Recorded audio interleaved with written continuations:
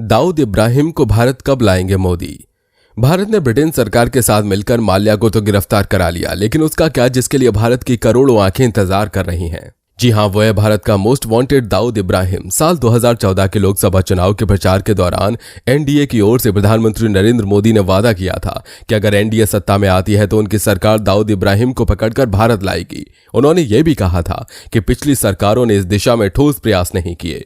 इसके बाद कांग्रेस ने कई बार नरेंद्र मोदी को उनके इस वादे की याद दिलाई थी और पूछा था कि वो अपने वादे को कब पूरा करेगी।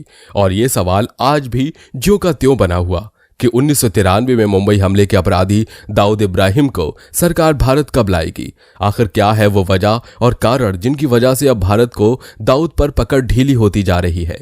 और क्या ये सच है कि भारत कभी भी दाऊद को पकड़ ही नहीं सकता? आइए जानते हैं। दोस्तों, मुंबई ने हाजी मस्तान से लेकर दाऊद इब्राहिम तक कई अंडरवर्ल्ड डॉन देखे हैं। इनमें से कुछ ने पैसा कमाने की चाहत में तो कुछ ने गर्लफ्रेंड की जरूरतों को पूरा करने के लिए अपराध की दुनिया में कदम रखा। इन्हीं में से एक है दाऊद इब्राहिम, जिसकी कहानी पूरी फिल्मी है। इसीलिए उसके जीवन पर बॉलीवुड में कई फिल्में बन चुकी हैं। कहते हैं कि मुंबई की कई एक्ट्रेस के साथ उसका रिश्ता रहा। इनमें राम तेरी गंगा मैली फिल्म से मशहूर हुई मंदाकिनी का नाम भी शामिल है। दाऊद की प्रेमिका रही मंदाकिनी को कई बार उसके साथ दुबई में देखा गया था। आतंक की डी कंपनी चलाने वाला दाऊद इब्राहिम भारत के लिए बीते 3 दशकों से नासूर बना हुआ है। 1993 के मुंबई हमलों की साजिश रचने वाला दाऊद जब भारत छोड़कर गया था तब वो 37 साल का था। वहीं अंडरवर्ल्ड डॉन दाऊद इब्राहिम 67 साल का है। पिछले 30 साल से भारत को इसकी तलाश है। भारत की मोस्ट वांटेड लिस्ट में ये शामिल है। अमेरिका की वांटेड लिस्ट में भी इसका नाम है। अमेरिका के मुताबिक दाऊद के अलकायदा से रिश्ते हैं। 2003 में अमेरिका ने दाऊद को अंतर्राष्ट्रीय आतंकवादी घोषित किया था। 2011 में फोर्ब्स की दुनिया की सबसे खूंखार अपराधियों की सूची में दाऊद तीसरे नंबर पर था।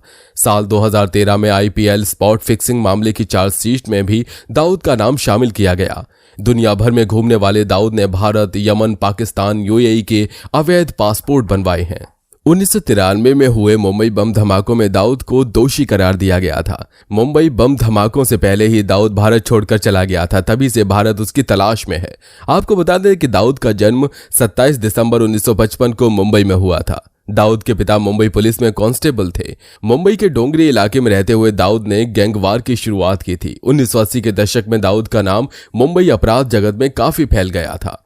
शुरुआत में दाऊद इब्राहिम मुंबई में एक गैंग के लिए छोटा मोटा काम करता था। उसके बाद वो दुबई चला गया। दुबई पहुंचकर दाऊद ने अपने पैर पसारने शुरू कर दिए। धीरे धीरे उसके काले धंधे फलने फूलने लगे। एक ऐसा वक्त आया जब दाऊद ने बॉलीवुड में बनने वाली फिल्मों के लिए पैसा देना शुरू किया और पूरी इंडस्ट्री को अपनी जेब में रखने की तैयारी कर ली।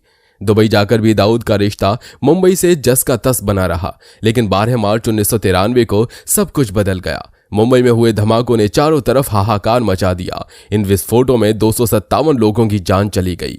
इन धमाकों के लिए अंडरवर्ल्ड डॉन दाऊद इब्राहिम को दोषी करार दिया गया। तब से दाऊद को भारत लाने और सजा देने की मांग उठती रही है, लेकिन उसके सही ठिकाने पर कभी पुख्ता मोहर नहीं लग पाई। यह जग जाहिर है कि दाऊद लंबे अरसे से पाकिस्तान में पनाह लिए हुए है। एक रिपोर्ट के मुताबिक वो अपने पूरे लाव लश्कर के साथ कराची के पॉश क्लिफ्टन इलाके में बने एक शानदार बंगले में रहता है। उसके बंगले के पास ही जर्मनी और सऊदी अरब के दूतावास हैं। इससे थोड़ी दूरी पर कराची पुलिस की चौकी है। यह सब जानकारी होने के बावजूद दाऊद भारत की पकड़ से बाहर है, क्योंकि पाकिस्तान दाऊद के अपने मुल्क में न होने का दावा करता रहता है। पाकिस्तानी हुक्मरान चाहे जो भी दावा ठोंके, लेकिन सच्चाई यही है कि मौत का यह सौदागर उसी के मुल्क में है और वहीं से आतंक का राज पूरी दुनिया में फैला रहा है। यही नहीं, एक बार पता चला था कि अब दाऊद का परिवार घर में संदेश भेजने के लिए सोशल नेटवर्किंग साइट का इस्तेमाल कर रहा है। जिस शख्स के मुंबई में ही नहीं पूरे देश को 1993 से तलाश है, उसके परिवार ने उसे शादी की 25वीं सालगिरह पर सोशल मीडिया के जरिए बधाइयां पहुंचाई थीं। बेटी ने दाऊद को भेजे संदेश में लिखा, 25वीं सालगिरह मुबारक हो। लेकिन अगले संदेश ने दाऊद के काले चिट्ठे और पाकिस्तान सरकार के झूठ की पोल खोल कर रख दी। दाऊद का ठिकाना एक बार फिर दुनिया के सामने आ गया था। भारत सरकार के मंत्री और पूर्व होम सेक्रेटरी आर.के. सिंह ने कुछ साल पहले खुलासे में कहा था कि 2005 में हमारी टीम दाऊद को दबोचने के बेहद करीब पहुंच गई थी, लेकिन मुंबई पुलिस से ऑपरेशन की बात लीक हो गई, जिसके बाद इस पर काफी हंगामा हुआ था। आर.के. सिंह आज भी अपनी बात पर कायम है। वहीं पाकिस्तान ने हर बार पलटते हुए कहा कि दाऊद उसके मुल्क में नहीं है, जबकि कई बार पाकिस्तान ने ग्लोबल कार्रवाई से बचने के लिए दाऊद को अपने यहां की आतंकी लिस्ट में शामिल दिखाया है। अधिकारियों के अनुसार पाकिस्तान उसे 24 घंटे सुरक्षा कवच दे रहा है। ऐसे में भारत के पास सिर्फ एक विकल्प बच जाता है, या तो वो उसी तरह दाऊद के खिलाफ खुफिया कार्रवाई करे जैसा कि अमेरिका ने पाकिस्तान में ओसामा के खिलाफ की या अफगानिस्तान में जवाहिरी को पकड़ने के लिए की। हालांकि ऐसे ऑपरेशन को अंजाम देना आसान नहीं है। भारत का सबसे बड़ा गुनहगार दाऊद इब्राहिम भले ही 30 सालों से बाहर रह रहा है, लेकिन वो विदेश में रहकर भी भारत में अपने सारे काले धंधे चलाता रहा है। मुंबई में एक गैंग के लिए छोटे मोटे काम करने वाला दाऊद वक्त बीतने के साथ इतना खतरनाक हो गया कि आज सारी दुनिया को उसकी तलाश है। लेकिन दोस्तों, मोदी सरकार बनने के साथ ही ये उम्मीद की जाने लगी कि दाऊद जल्द भारत में लाया जाएगा। वहीं दूसरी तरफ अंडरवर्ल्ड डॉन के सबसे करीबी छोटा शकील ने कहा था कि दाऊद कोई हलवा नहीं है कि उसको कोई भी उठा के ले जाए। आपको जानकर हैरानी होगी कि मुंबई अंडरवर्ल्ड डॉन और देश के दुश्मन नंबर 1 दाऊद इब्राहिम ने कभी भारत से आत्मसमर्पण करने के लिए कहा था। उस दौरान दाऊद ने वकील राम जेठमलानी के माध्यम से सरेंडर करने की कुछ शर्तें रखी थीं।